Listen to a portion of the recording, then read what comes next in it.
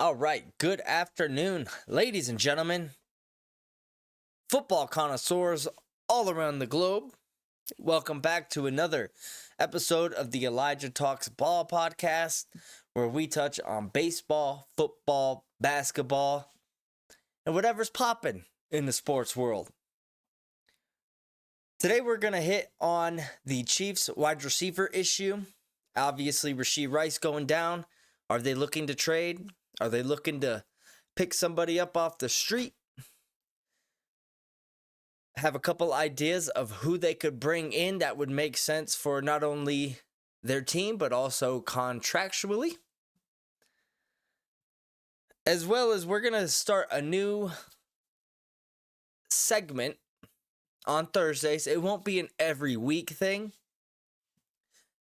But as we have What's News Wednesday for Thursdays, as I was working today, I thought, what could kind of flow with the word Thursday? And I was thinking of TH words. I thought, well, hypothetical. Oh, hypothetical.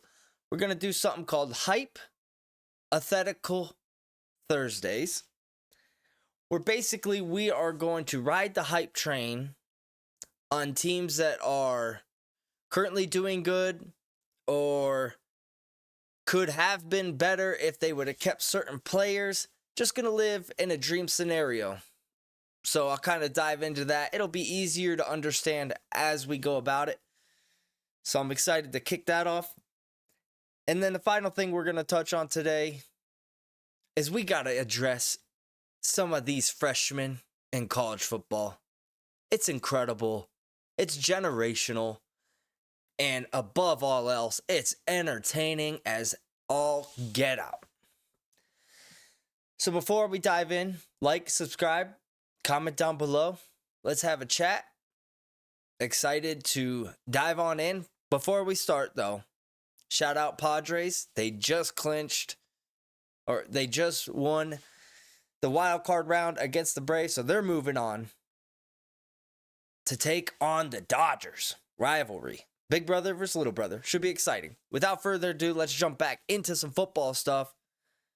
And let's break down this wide receiver issue for the Chiefs. So as you know, if you pay attention to football, which if you're watching this, I assume you do,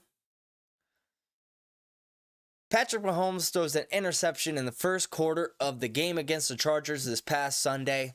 And on the return, ends up diving for the tackle and takes out his own receiver, his best receiver, blows out his ACL, and possibly more damage. Andy Reid at halftime said it's bad, and you usually don't get that type of reaction at halftime from coaches.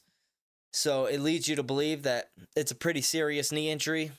So Chiefs lose their best receiver, who has really started to break out into, a top 10, at least top 15 receiver, and Patrick Mahomes' go-to guy over the middle, where he feasts. Obviously, losing him is a big deal. It's maybe not as big of a deal as in the past couple years due to the draft acquisition of Xavier Worthy, the development of Sky Moore. You still have Kelsey. He started to show a little bit of life last week. But you've already lost Pacheco. You're struggling at left tackle. And now you lose your safety outlet in Rice. Obviously, the rumors are circulating that the Chiefs are going to trade for a serviceable wide receiver to help fulfill that role that Rice will be now out of. And I wanted to think outside the box a little bit on some candidates that would fit them well, as they would kind of still play the same style that Rashee Rice plays, but also their contracts make sense for the Chiefs since they don't have a ton of cap room. Now, they can wiggle some stuff around, but they only have $5 million available right now. And obviously, like I just said, there's some wiggle room with NFL salary cap.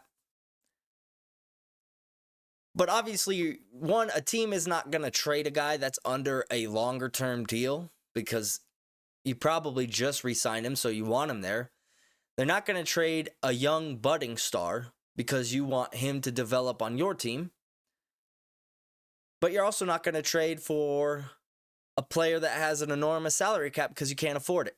And it handicaps you for the future. Right now, I can only imagine the Chiefs' sole thought of mind is chasing that three-peat. This is what they want to do. And you got to go all in a sense. And I know that these Chiefs are different than what we are used to over the past couple years. You know, they're defense-oriented. They get in these muddy games, and they just do what it takes to win. But now you got to think a little bit outside the box because it's going to be tougher to do what it takes to win, losing your best receiver. So I came up with 5 guys, some obvious, some not so obvious, that I think could match well. Number 1, we're going to start with the biggest name on this list, Amari Cooper.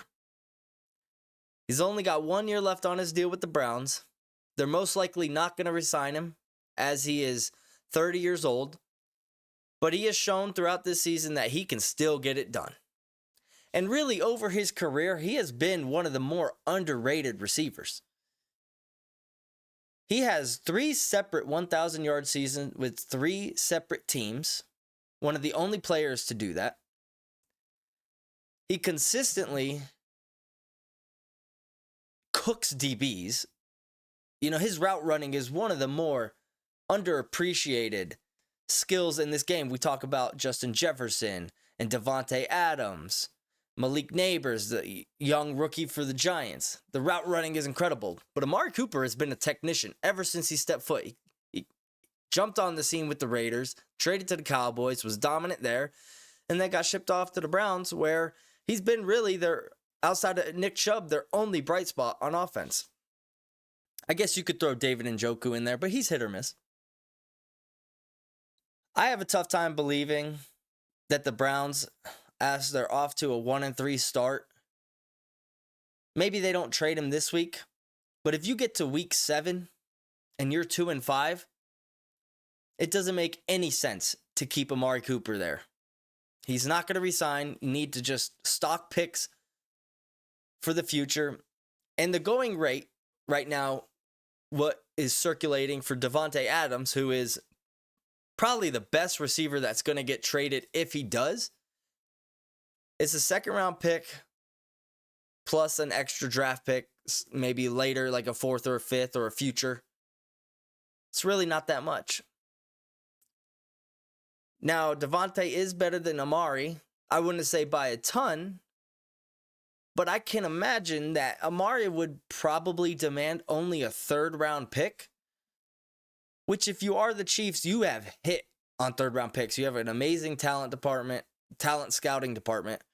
And these 2nd and 3rd-round picks are great low-budget starters for 4 years on your team. So I can see why it would be tough for them to move on. As a fan, you think, it's just a 2nd and a 3rd-round pick. It's not like you're giving up the future 1st-rounder. But these teams value these 2nd and 3rd-round picks as incredibly valuable because of the low salary that they have. And if you hit on them, there's very little risk and very high reward.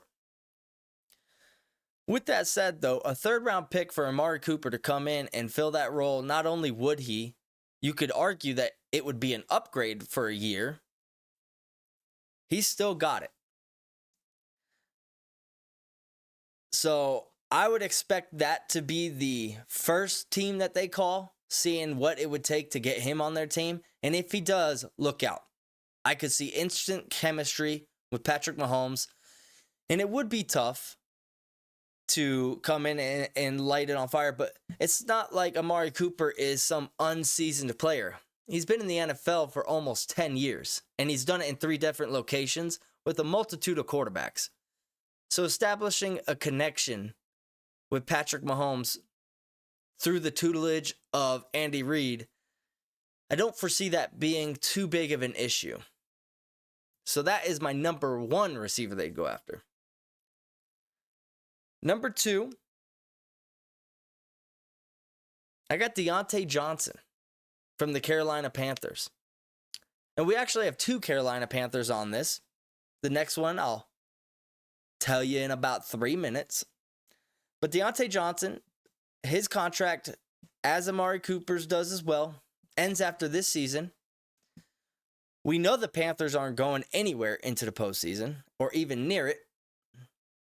He's probably going to take the biggest contract that he can get in the offseason. I highly doubt that he would come back to Carolina. And you get a very established route running / slot receiver that has shown he can... Excuse my dogs, they're protective. He has shown that he can succeed very well at the NFL level. And he's done it in his career with quite middling quarterback play. I know there has been some character concerns with him. Obviously, his time with the Steelers was rocky. He seems to have been pretty under the radar in Carolina. But this could be an underrated pickup if they were to grab him, because he's going to a championship team with a ton of veteran leadership. He's going to get the ball. The only thing I could see being an issue is he seems to not show effort on every snap. And you wonder how much that plays into their thought process of bringing in a guy. The Chiefs are all in. And they're a team that they don't care. Travis Kelce does not care if he gets 2 catches for 12 yards. Xavier Worthy doesn't care if he gets 1 catch for 20 yards. Their main purpose is to win the game, whatever it takes. So you wonder, sort of a diva receiver in Deontay Johnson, would it be an issue if he only got 4 targets or 3 catches? Well, I do think it would be a good pickup. The third receiver, which this might be my favorite pick. It's maybe not the most groundbreaking trade, but I think it would work so seamlessly. The other Carolina Panther I was talking about, Adam Thielen. Obviously, one of the best receivers when he was with the Vikings. Was their only offense last year, bringing in over 100 catches, pretty much all of Bryce Young's completions. Fearless over the middle, very intelligent player, would jump right into that offense and make an immediate impact. No character concerns. Older, so you would imagine he wants to be chasing a championship.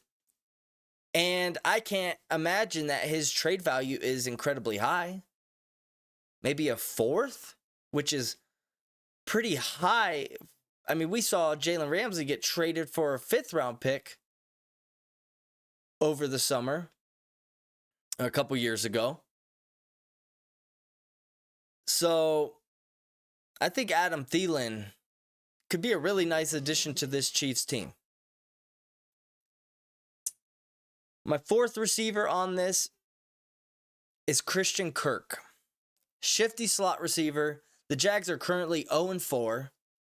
This guy's very explosive over the middle. Doesn't have a ton of long speed, but has very elite quickness and has produced, really. And obviously, after he got his 4-year, $72 million contract, that's what the league thinks of him. You know, $18 million receiver per year. You don't get $18 million if you haven't produced. Like I said, the Jags, their season's pretty much over. He's only got 2 more years on his contract, so it's a quick rental. You probably have to pay a little bit more than you would for Adam Thielen due to that he is only 27. He's still got another year on his contract. But if you're giving Adam Thielen a 5th for him, I can't imagine you're giving up more than a 4th round pick for a receiver that's going to give you good trade back value for 2 years. Like I said with Adam Thielen, kind of. Obviously, Thielen is a more established veteran, but Christian Kirk's been in the league for 6 years and has done it with a bunch of quarterbacks. We haven't heard anything negative about him. And it's not an interdivisional trade, which is my next receiver, I don't think this would be an issue. The Jags, your season's over. You got to build for the future and just cash in on some of those picks that, quite frankly, are they going to affect you long term? You just drafted Brian Thomas Jr. You have Travis Etienne. You signed Lawrence to a mega deal, so you could use a little bit of cap space to be freed up. That's an interesting under the radar move. I don't hear a lot of people talking about that, but I was looking through the teams today, and I thought that was kind of a sneaky trade rumor right there. My last receiver, which I would say this is obviously the biggest trade that would happen of the season, but also the most unlikely due to the fact that they are rivals, and it's Davante Adams. If the Chiefs got Davante Adams, that would piss off every team and most fans except for Chiefs fans in the entire league. I would be a fan for it because Davante Adams is 31 years old. He still has a few years left on his contract. So how does that work into the Chiefs' long-term plans? Not the greatest, as he does demand quite a high amount of per year money. The long shot of this happening due to the fact that he's on the Raiders and it's not a one-year deal, where if it was, it wouldn't make any sense for the Raiders to not trade him. You're not going to be getting cooked by him for the next 3 years. It's a one-year deal. You get a second and a third. You help build up the future of your team. It would be a no-brainer. But due to the fact that this could be a couple years down the road and you're still getting cooked by Davante Adams twice a year, it complicates things. Now, if I'm the Raiders, I'm seriously considering this trade. I know the fans would be so pissed off, and what kind of message does that send to the players on the team if Antonio Pierce and their GM decide to do this? Oh, we're just trading our best players to our division rival? I thought we were trying to win games. But it would be smart for the future of your franchise. You guys don't have a quarterback. You have a lot of questions on defense.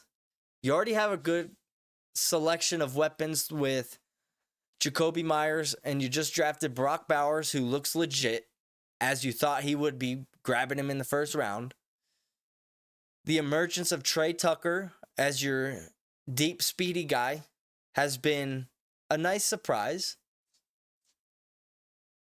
I just can't see this happening, but I want it to happen out of everything. I think it would break the NFL, but it'd be so good to see a veteran like Davante Adams, since he left Green Bay, go into such a dysfunctional organization in the Raiders, went to play with Derek Carr, his college quarterback, his best friend, to play in the team that he rooted for growing up, and it's just been a nightmare. And he has still produced, even with the fact that they've gone through 4 different quarterbacks.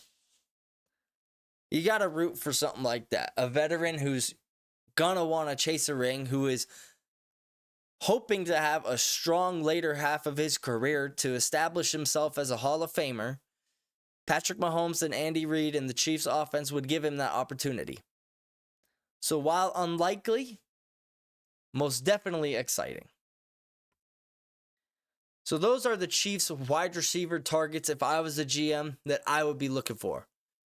You could also call the Giants, as you made a deal with them for Kadarius Toney a couple years ago. Maybe Wan'Dale Robinson or Jalen Hyatt. Maybe you can snag one of those guys. The Patriots, Kendrick Bourne, KJ Osborne. Those are a couple honorable mentions that, while they wouldn't maybe bring the production as the guys that I listed on here, they would still fill the hole a little bit. Pause. Moving on, we're going to hit this HYPE-othetical Thursday topic. And I got 3 ideas living in fantasy land here that I find incredibly intriguing.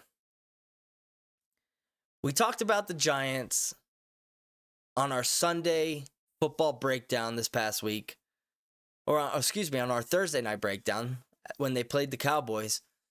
This Giants team has a lot of things to like if you're a head coach looking for a position coming up in the offseason. You got Andrew Thomas at left tackle. You drafted Evan Neal a few years back to play right tackle, and as he hasn't been everything you expect in a top 10 pick, the potential is still there. He's still incredibly young. I think he's only 24 years old, and he's already in his 4th year. So there's definitely untapped potential there. You drafted John Michael Schmitz last year to be your center for the future.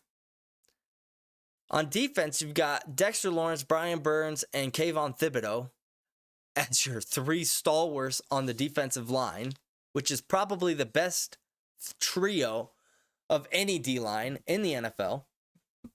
You got Bobby Okereke and Isaiah Simmons at linebacker, off ball. You just drafted Deonte Banks last year, and now this year you grab Andrew Phillips in the later rounds. The what if for this team is if they re-signed Saquon Barkley and Xavier McKinney, which obviously we know Saquon has been lighting it up for the Eagles, but in kind of a not talked about sneaky best offseason acquisition is the Packers signing Xavier McKinney, the free safety for the former Giants. He's got a pick in every game so far as their starting free safety. 4 games, 4 picks. And he has been a huge reason as to why they're 2-2, having to start Malik Willis for 2 games. He's been incredibly important as that rangy free safety to patrol the middle of the field and make sure that any mistake a quarterback makes gets punished. If you're telling me that all the players I just listed to be excited about, which the biggest one is Malik Neighbors, who you drafted in the 1st round, who, if Jaden Daniels falls off even a little bit, Malik Neighbors is right there for Rookie of the Year. You also have Wan'Dale Robinson, who, I forget the player that mentioned it, but said they asked him who is the best route runner. He said Wan'Dale Robinson. He said he doesn't get recognition, but his routes are sneaky good. And also you drafted Jalen Hyatt in the 2nd round last year. You just drafted Theo Johnson out of Penn State as your young tight end. If you would have kept Saquon and Xavier, this team, all it's missing is a quarterback. And you have the option, as you'll probably be picking high this offseason in the draft, you would have a real opportunity to plug and play a quarterback and be an instant playoff contender. So when you start to step back and look at these teams, we just mentioned the Raiders for being dysfunctional. The Jets, obviously, turmoil every year.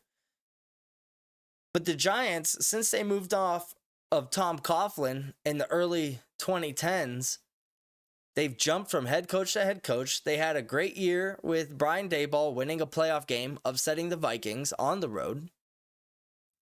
But then they give Daniel Jones a shit ton of money where, did he deserve it? I wouldn't say he didn't. I'd also say he didn't deserve $40 million a year. That's a crazy amount of money to give to a player who is more of a game manager, which isn't a bad thing. But if you give $40 million to a player, you expect them to be a reason you win a game.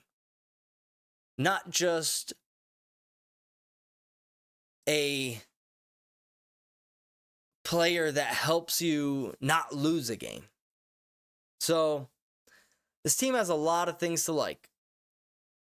And Giants fans, it's got to kill you a little bit to let those 2 players go, which would probably be your 2 best players on the team right now.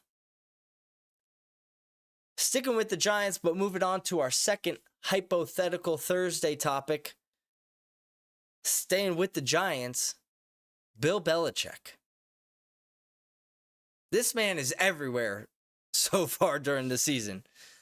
I just watched a underdog fantasy commercial where Bill Belichick is answering calls from dudes around the league, some basketball players, a couple golfers, talking about, should I start this running back?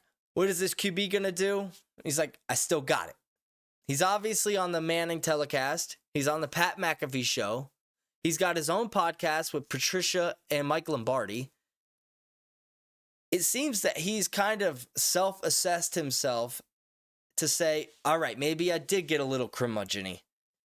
Maybe I do need to relax a little bit and just let my funny self, which there's so many stories of Belichick being such a hilarious human, he's letting that show. And I think he's doing that as a reason to say, listen, guys, the rap you got of me over the past couple years, I got stuck in my ways and it was a shitty spot. I'm still the best coach in this league, and players will like playing for me. We know that Belichick has incredible history with the Giants. I mean, his defensive game plan is in the Hall of Fame for how he shut down the Niners and then the Bills in the Super Bowl. Obviously, starting his career, or not starting his career, but really becoming known in his career as the Giants defensive coordinator during the 80s, has a very, very gracious affinity for that franchise. And out of all landing spots, it's got to be the most likely if the Giants have a shitty season where they let Daboll go. You bring in Bill Belichick. He's obviously going to bring Patricia with him because he loves that guy. But you'd have to assume that Josh McDaniels, since he's sitting on the couch, you bring him to run the offense, which we've shown that maybe Josh McDaniels is not a great head coach. He's definitely a damn good offensive coordinator. He wouldn't have gotten 2 shots to be the HC if he wasn't. And we've seen a couple breakdowns of Bill Belichick talking about quarterbacks coming up in this draft. He seems to really like Jalen Milroe and Cam Ward. I saw a throw from Cam Ward against Virginia Tech, a post over the middle in the red zone. That ball got there in a hurry. So he's obviously got elite arm strength. He can make it happen with his legs. And Jalen Milroe, we don't even got to talk about him. This dude is a stud. I think the fact that he's not your traditional pocket passer, he's not getting enough respect on the college draft boards. Everybody's talking about Quinn Ewers and Carson Beck. Jalen Milroe, to me, is the number 1 quarterback in this class, and Cam Ward is second. So the Giants, you don't have a ton of needs, as we just mentioned. Quarterback is your biggest one. You'd be in prime position to take one of these guys. And we know that Bill Belichick, he loved Jaden Daniels coming out, and he was damn right about that. You put Jalen Milroe on that Giants team, sending bombs to Hyatt and to Malik Neighbors down the sidelines. Bill Belichick knows how much of an issue it is having an athletic quarterback. I mean, out of all hypothetical situations, this has got to be the one that gives you the most hype. Belichick back with the Giants. You draft Milroe. You already got a bunch of pieces on the team. That defense is going to get even better because he's a defensive guru. Josh McDaniels, just control the offense. What does Jalen Milroe struggle with? Throwing over the middle. What's Josh McDaniels great at? Winning in between the hashes. Seems like a match made in heaven to me. Another thing for Bill Belichick, which I think people aren't talking about enough, and maybe it's because you expect them to go to the playoffs, but if the Bengals miss the playoffs, which they got a tough game against the Ravens this week, and if they lose it, they fall to 1-4, also taking a loss in your division to the team that you're probably going to be racing with the most out of anyone in your division, that'd be tough to come back from. And we've seen over Zach Taylor's tenure as the Cincinnati Bengals head coach, he consistently does not have these guys ready to play at the beginning of the year. You can't continue to fall back each year in the first 3 weeks of the season going 1-2 to be taken seriously as a championship contender. That really hinders your chances at winning the division and getting yourself at least one guaranteed home game. If they miss the playoffs, I would expect they move on from Zach Taylor, even though the players really like him. The bigger issue, obviously, is the ownership and that they're cheap. They don't want to pay their guys. They let Jesse Bates walk. They don't want to pay Jamar. They don't want to pay T. Somehow they anteed up and gave Joe Burrow his contract, which is a no-brainer. And Joe Burrow has looked lights out the past 3 weeks. Is not a reason that they are 1-3. You put Bill Belichick as the head coach of that team, holy shit. They're probably going to win back-to-back Super Bowls. So that's hypothetical land for Bill Belichick. And kind of piggybacking now off of the first two topics to jump into our third one, if the Giants did move on from Brian Daboll, I would send the cavalry, send the house, as they say in college scouting, if I was the Patriots, to bring him in as my offensive coordinator. We know how in love he was with Drake May. We know how dominant Josh Allen was under Brian Daboll as the offensive coordinator. It makes all the sense in the world, if he's available, that the Patriots need to pay him whatever he wants to bring him in and to mentor Brian Daboll. Obviously, we got to see how Alex Van Pelt works out through the rest of this season. I think he's getting an unfair shake so far. You know, throughout the season so far, the scheme, the play calling, it seems pretty solid. We just don't have the guys on the Patriots squad to really execute a game plan to full efficiency. That being said, though, Brian Daboll is a massive upgrade. I think out of all teams, if you told all teams that they have a chance to have Brian Daboll as their OC, there's a lot of teams that would take that and fire the guy they got. He's shown that he can bring Daniel Jones to the playoffs, win a game with him, be competitive with Tommy DeVito as your quarterback, with really, prior to this year, lackluster weapons. We saw the draft videos of him talking to Drake May. You could see this shininess in his eyes. Looked like he was in love. I would be over the moon if the Patriots pulled this off. So I'm rooting for all three of these things to happen, probably more than anybody. But that's HYPE-othetical Thursdays. Comment down below what you think about that. Kind of a fun segment. Football fans, that's what we do. We live in fantasy land. You're always predicting next week, oh, what if this happens? What if that happens? What if this rookie QB hits? What if the defense is actually good this year? That's what we do when we talk sports. So no better way to talk about it than to implement it into the podcast. Finally, our third category, or not third category, our third topic of the evening, as I mentioned in the beginning of the video, college football's never been better. Every time I listen to Joel Klatt's podcast, he has this intro and this one phrase he says, I believe we are at the dawn of the greatest era of college football. And every time I hear that, I can't agree more with him. Obviously, this year we have the expanded playoffs.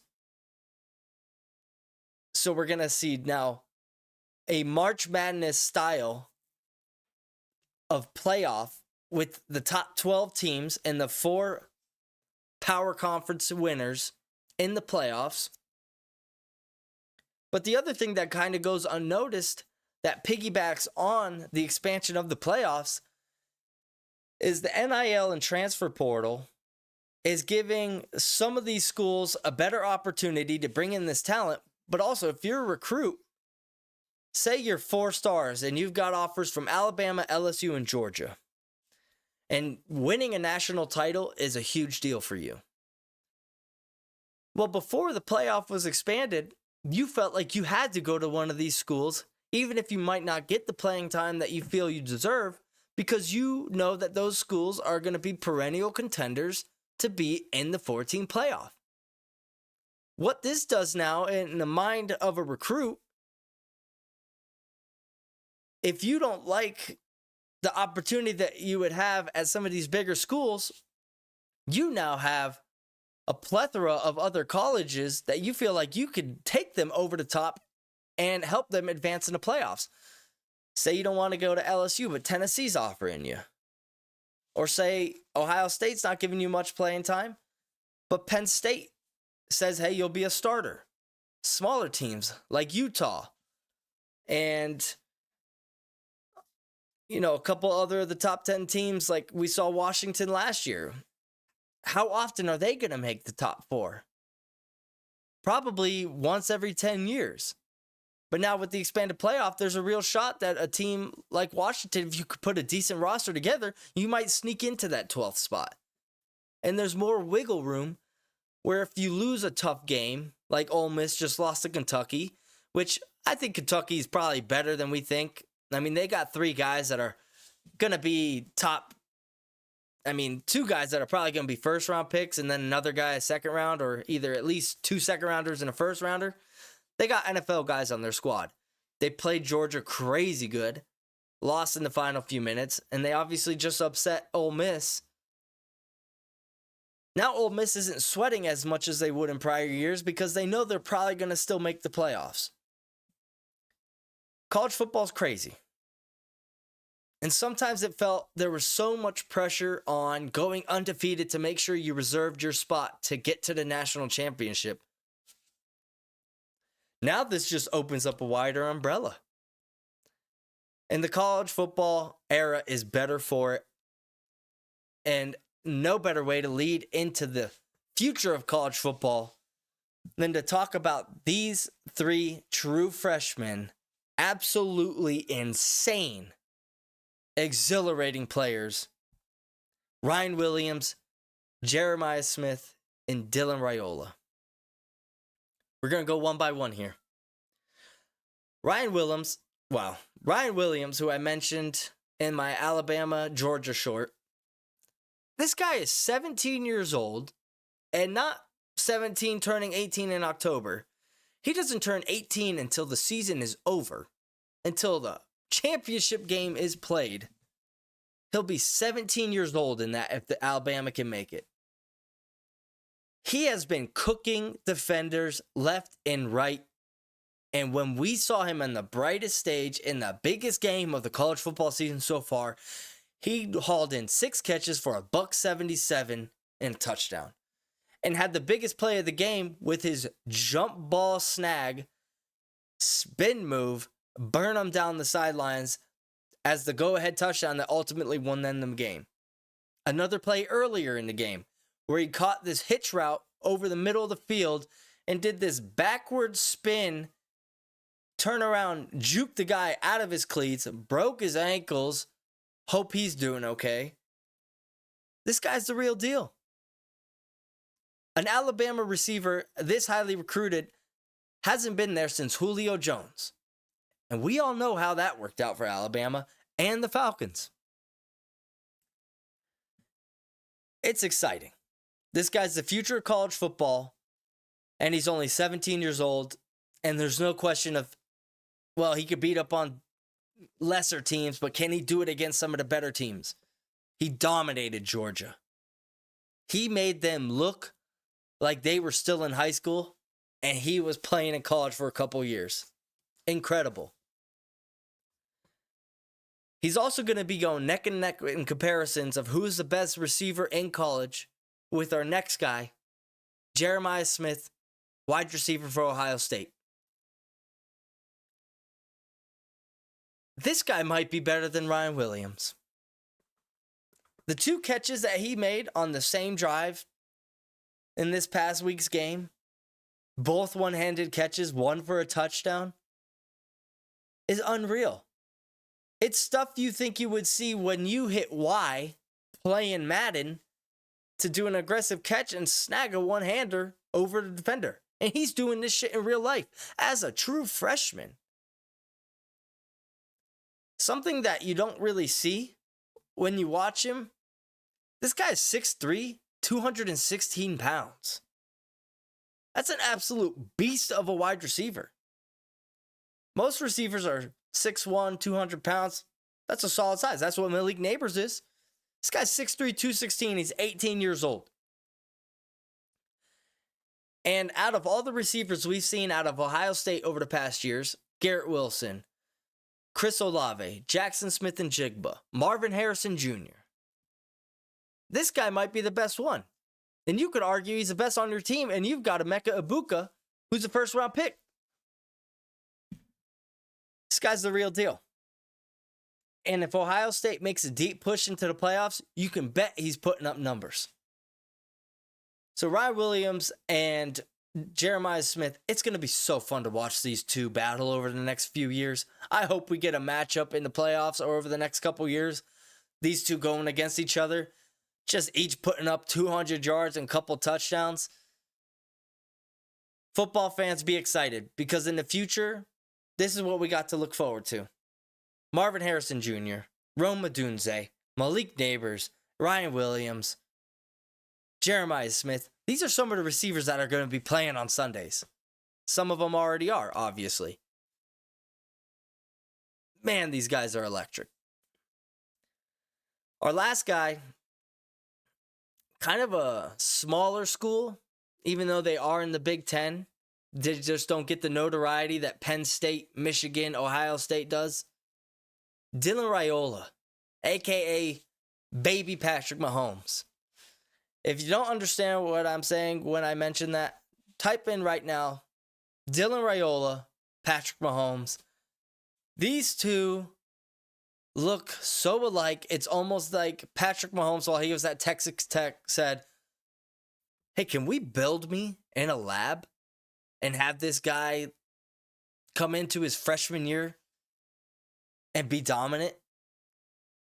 Matt Rule, the coach of Nebraska, formerly the coach of the Carolina Panthers and Baylor, mentioned that it is incredibly hard to get a competitive quarterback in today's day and age if you're not a Power 5 school or Power 5 conference, like a top school in those conferences. You got to pay $1 million. That's what he said. In schools like Wisconsin, Nebraska, UCLA, they don't have the money that Alabama, Ohio State, Georgia, LSU have. Well, Dylan Raiola has made Nebraska relevant. He's been the only reason that they were ranked going into this past weekend, even though they lost a tough game against Illinois. Illinois has shown that they're probably going to be pretty good this year. And coming in, you were hoping that Dylan Raiola was just going to be a net positive for this squad. Not only has he been a net positive, he's been really the only reason you guys are competitive. He's already got almost 1,300 passing yards, 11 touchdowns, not turning the ball over a lot. And as you just mentioned, Jeremiah Smith's size, this guy's 6'3", 230. When you watch him, he looks a little smaller. This guy's heavier than Drake May. He doesn't look like it, but the way he plays, man, it looks so similar to Patrick Mahomes. And they've actually talked back and forth. So now you got this freshman QB playing at Nebraska, putting up really nice numbers, kind of getting mentored by Patrick Mahomes, the best QB in the NFL right now. These three guys are the future of college football. And you could even throw in the technically freshman, I believe he redshirted last year, Nico Imulava. Forgive me if I'm not saying his name right. Starting quarterback for Tennessee. Tennessee, I think they're ranked 4th. I mean, this dude's going to lead them to the college football playoffs and possibly get them into the Final Four. And these guys are all freshmen. 3 of them true freshmen. This is the future of college football. It's never been more exciting. It's never been more even competition. There's never been more wiggle room to figure out who you are as a team and still get a chance to win the national championship. I'm so excited. 2 weeks from now, USC plays Penn State. Oregon plays Ohio State. Alabama plays Tennessee. Colorado. Oh my gosh, who does Colorado play? Forgive me. They play somebody good. I got to look this up.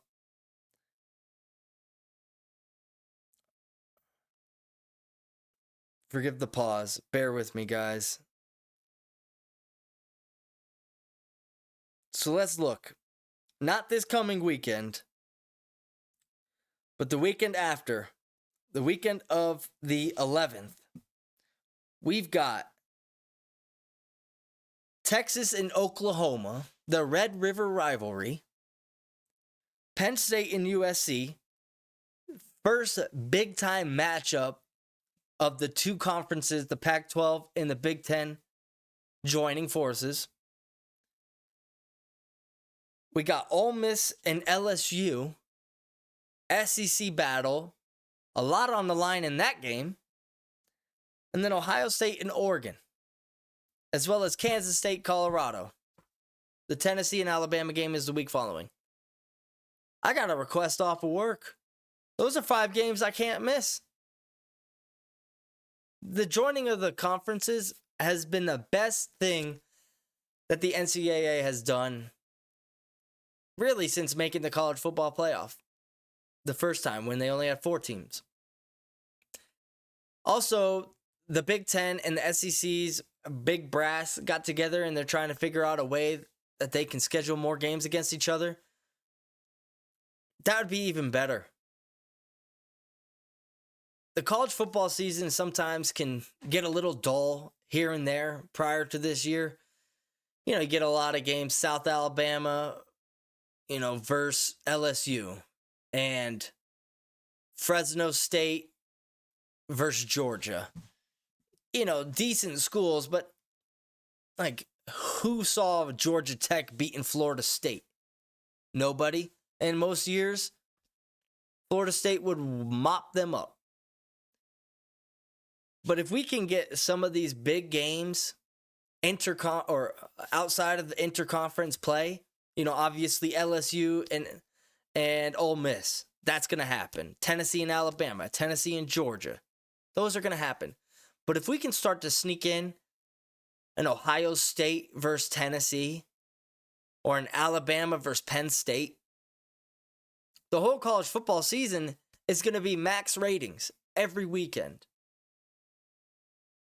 So incredibly excited for the future of college football. Look out for these 3 guys, Ryan Williams, Jeremiah Smith, and Dylan Raiola.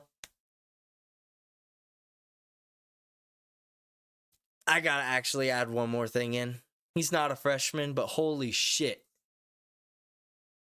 Ashton Jeanty, the running back out of Boise State.